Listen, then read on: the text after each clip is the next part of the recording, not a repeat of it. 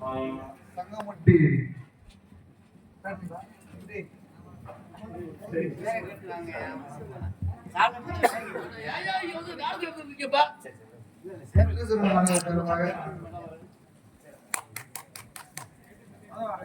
வடமாநிலத்து சிறப்பித்து பொன்னாளிகள் கௌரவப்படுத்திய தம்பி பேர்